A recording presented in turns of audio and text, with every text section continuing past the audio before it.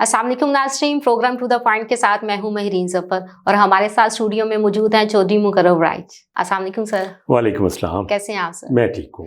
Sir, Donald लू ने इमरान खान के इल्ज़ामात का जवाब दिया है, आप क्या कहते हैं? डोनाल्ड लू जो कि एक डिप्लोमेट हैं और अमेरिका के assistant secretary for south and central Asia हैं, जो कि मेरी नज़र में छोटा सा ओहदा है, लेकिन पीटीआई ने और ख़ास तौर पे इमरान खान साहब ने ये इल्ज़ाम लगाया था कि उनके एक साइफर या उनके एक लेटर की वजह से उनकी हुकूमत का तख्ता उल्टा गया। ये एक बड़ा सीरियस एलिगेशन थी जो उन्होंने एक बहुत बड़े जलसे में की लगाई और उन्होंने वो एक लेटर जो है, वो एक साइफर जो है वो लहराया भी कि ये वो लेटर है, ये वो वजह है, ये वो साइफर है, जिसकी वजह से, हालांकि वो कहना भी नहीं चाह रहे थे, मुल्क का नाम भी नहीं लेना चाह रहे थे, लेकिन उन्होंने गलती से समझ लें कि मुल्क का नाम ले दिया कि अमेरिका ने हमारी हुकूमत बदलने में एक रोल प्ले किया था। उस वक्त हमें पता चला कि ये डोनाल्ड लू एक करैक्टर भी हैं जो कि यहाँ बड़े अहम है। तो अब इसके अगेंस्ट एक पूरा माहौल बनाया, मैं कहूँगा बहुत बड़ा एहतजाज था, अमेरिका में भी किया गया। उसके बदले में अब अमेरिकन गवर्नमेंट ने कांग्रेस के एक मेंबर्स के सामने डोनाल्ड लू को पेश करने का कहा।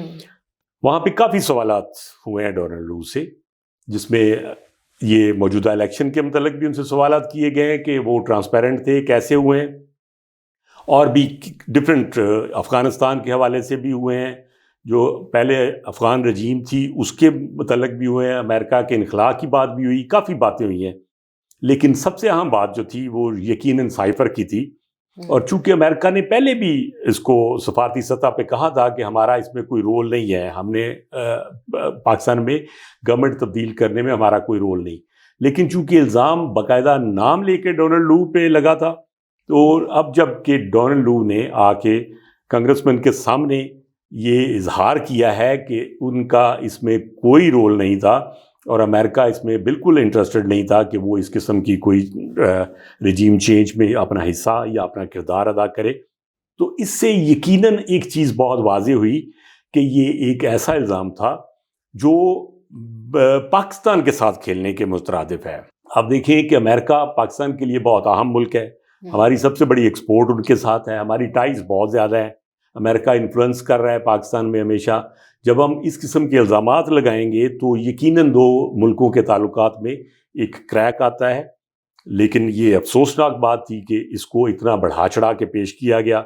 अब जबकि उन्होंने खुद से इसका इजहार कर दिया, और वैसे भी मैं नहीं समझता, पहले भी आप देखें कि ये इस किस्म की कोई हो मुदाखलत तो वो बाकायदा सफारती सतह पे नहीं होती। मेरा ये बिल्कुल पर्सनल क्लैरिटी के साथ है कि सफारती सतह पे इस किस्म की जो साजिश है वो नहीं होती।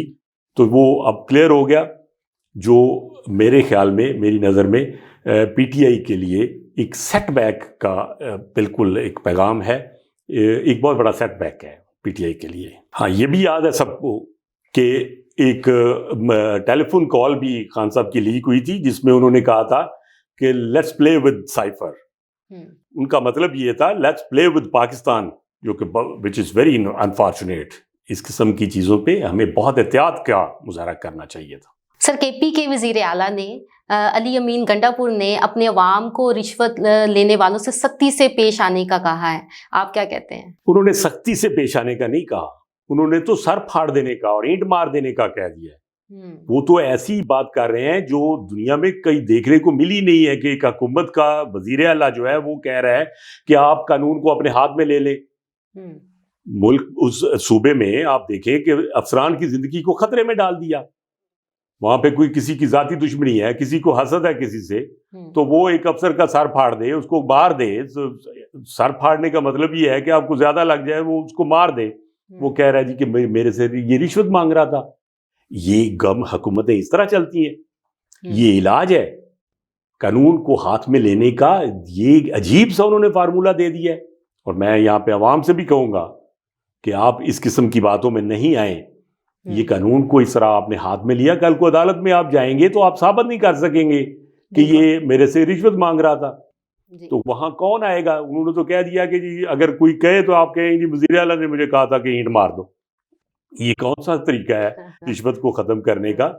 یہ بڑی عجیب سی بات ہے. ہم ان سے کچھ ایسی ہی توقع کر رہے تھے. بالکل. اور اس سے بلکہ ایک اور کیا انہوں نے پنجاب کی وزیر اعلیٰ مریم نواز شریف کا اور ایون وزیر اعظم پاکستان کا انہوں نے کہہ دیا کہ جی وہ اگر کے پی کے آئے تو ہم انہیں گرفتار کر لیں گے. ان کے اگینسٹ بھی مقدمے ہیں ڈی آئی خان میں اور ادھر. یہ ملک جو ہے مفاہمت سے چلتے ہیں, صوبے مفاہمت سے چلتے ہیں. آپ نے اس طرح کا میسج لوگوں کو کیا دے رہے ہیں, عوام کو ہم کیا میسج دے رہے ہیں, اس طرح ہم پاکستان کی بہتری کے لیے کیا کریں گے؟ میں بڑا حیران ہوں اور میں بڑا پریشان ہوں ان کے اس ایٹیچیوڈ سے کہ انہوں نے یہ کیا کہہ دیا اور وہ یہ کیا کرنے جا رہے ہیں. سر بی بی سی کی ایک رپورٹ کے مطابق ڈی آئی خان میں 3 بچیوں نے اپنے ٹیچر کا اس لیے قتل کر دیا کہ ان کے رشتہ داروں میں سے کسی ایک نے خواب میں مقتولہ کو توہین مذہب کرتے دیکھا تھا. تو آپ کیا کہتے ہیں؟ اس میں کیا کہوں میں, یہ اتنی پریشان کن, یہ اتنی خطرناک خبر ہے کہ جب سے میں نے اس خبر کو پڑھا ہے میں واقعتاً اپسیٹ ہوں. میں دیکھ رہا ہوں کہ یہ سوسائٹی کا بہت بڑا المیہ ہوگا. اب صرف یہ دیکھیں ان اسٹوڈنٹس نے ٹیچر کو اس لیے قتل کر دیا کہ ان کی کسی رشتہ دار نے خواب میں دیکھا ہے اور اس نے انہیں بتایا کہ یہ میرے خواب میں آئی ہیں اور انہوں نے توہین مذہب کر دی. اب خواب کو ہم کیا دیکھیں, خواب تو کسی قسم کا بھی آ سکتا ہے. خوابوں پہ ہم اس کی تعبیر پہ چلے جائیں تو پتہ نہیں کیا, وہ تو ایک بڑی عجیب سی چیز نکل آئے. لیکن صرف خواب کی بیس پہ, وہ بھی کسی تیسرے نے دیکھا, اس کو لے کے اتنا بڑا واقعہ. آپ ذرا اس کو دیکھیں کہ اتنی بڑی کروئلٹی, بلکہ یہ انسینٹی ہے کہ اتنا بڑا اس کا سزا دے دی کہ ان 3 لڑکیوں نے مل کے اس ٹیچر کو قتل کر دیا, جان سے مار دیا. بہت بڑی بات ہے, کتنا بڑا ظلم کیا. بالکل. لیکن اس میں مجھے جو چیز تھوڑی بہتر نظر آئی ہے وہ یہ ہے کہ قانون نے اس پہ اپنا جو ہے ری ایکشن وہ ٹھیک دیا ہے. قانون نے اچھا فیصلہ دیا ہے, عدالت نے بڑا اچھا فیصلہ دیا ہے. انہوں نے ان 2 جو بالغ لڑکیاں تھیں ان کو سزائے موت دی ہے اور ان کو 20-20 لاکھ روپے جرمانہ کیا ہے. جو ایک لڑکی نابالغ تھی اس کو عمر قید اور اس کو 10 لاکھ جرمانہ دیا ہے. یہ بہرحال ایک عدالتی فیصلہ ہے جو کہ اچھا خوش آئند ہے. لیکن اس عمل کو دیکھ کے اور اس کو پڑھ کے رونگٹے کھڑے ہو گئے کہ ہم مذہب کو لے کے کس طرف جا رہے ہیں. اور یہاں پہ پھر اگین میں کے پی کے وزیر اعلیٰ سے کہوں گا کہ آپ دیکھیں کہ ہم تو پہلے اتنے جذباتی لوگ ہیں, آپ اوپر سے اس طرح کی جذباتی باتیں کر کے, اتنی جذباتی جو فیصلے کر کے کہ آپ کہہ رہے ہیں کہ سر پھوڑ دیں, تو یہ تو ایک آپ کس طرف لے کے جا رہے ہیں سوسائٹی کو. یہ بہت بہت بڑا المیہ ہے.